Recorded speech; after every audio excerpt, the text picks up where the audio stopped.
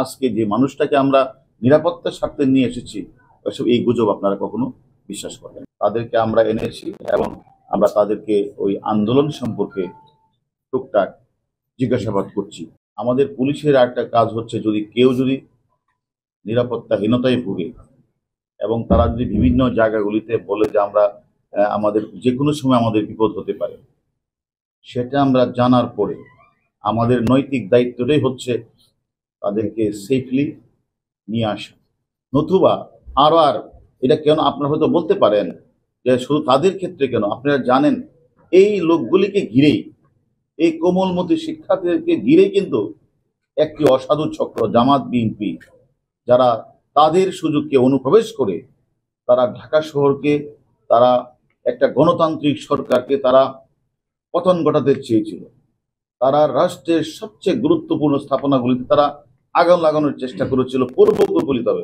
তাদেরকে কোনো কিছু করে আবার যদি তারা আন্দোলনে কোনো কিছু করতে চায়, সে কারণে আমি মনে করি নিরাপত্তার স্বার্থেই কিন্তু তাদেরকে আমরা আমাদের ডিবি হেফাজতে নিয়ে ওটা আমরা তাদের সাথে কথা বলবো, তার পরিবারের সাথে কথা বলবো।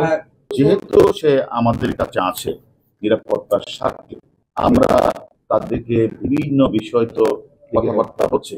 এই সুন্দর একটা আন্দোলন করছিলেন ঢাকা বিশ্ববিদ্যালয়ে, আর সে আন্দোলনের মধ্যে কারা কারা আপনাদের সাথে যোগাযোগ করেছিল, কারা কারা আপনাদেরকে বিভিন্নভাবে উস্কানি দিয়েছিল, এটা আমরা জানতে চেয়েছি। তারা কিছু নাম্বারও আমাদের বলেছে, নামও দিয়েছে।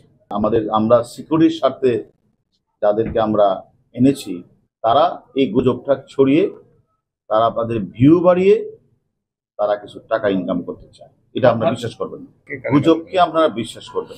আমরা টিভিতে আপনারা বহুদিন যাবৎ আমাদের অনেক বিষয়ে আমরা অনেককে গ্রেফতার করেছি আইনের স্বার্থে, আমরা অনেককে আইনের আওতায় নিয়ে এসেছি।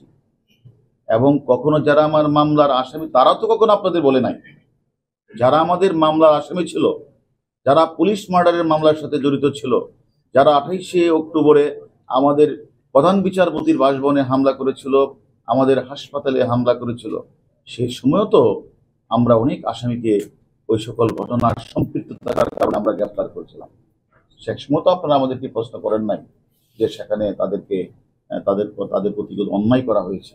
আজকে যে মানুষটাকে আমরা নিরাপত্তার স্বার্থে নিয়ে এসেছি, ওইসব এই গুজব আপনারা কখনো বিশ্বাস করবেন। কে কি বলছে সেটা আমি জানি না। আমরা এখনো এ ধরনের কোনো পরিবারের পক্ষ থেকে কোনো আবেদন পাই নাই যে বা আমাদের কাছে কেউ কিছু বলে নাই। আমরা বিষয়টা বলেছি যে আমরা যেখানে যাই তার তো সিকিউরিটি দরকার। আমরা সিকিউরিটির স্বার্থে, নিরাপত্তার স্বার্থে তাদেরকে আমরা এনেছি এবং আমরা তাদেরকে ওই আন্দোলন সম্পর্কে টুকটাক জিজ্ঞাসাবাদ করছি। হাজার হাজার মানুষ অংশগ্রহণ করেছে এই ধ্বংসলীলা, আমরা সেই লক্ষ্যেই আমরা কাজটা করছি।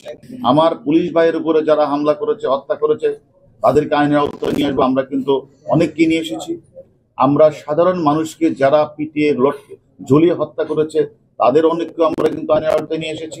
আপনাদের কাছে আমার বিনীত অনুরোধ থাকবে, আমাদের আইন শৃঙ্খলা বাহিনী যেরকম ভাবে সব জায়গাগুলিতে চেষ্টা করছে তাদেরকে গ্রেপ্তার করা, আপনাদের কাছে যদি সচেতন নাগরিক হিসেবে, সাংবাদিক হিসেবে তথ্য থাকে, এই সকল অপরাধীরা, এই দুর্বৃত্তরা যারা দেশকে অকার্যকর করার জন্য ঢাকা শহরে এই তাণ্ডব লীলা চালিয়েছিল, তাদের নাম্বারটা যদি আপনারা প্রকাশ্যে না পারেন, গোপনে দিয়েন।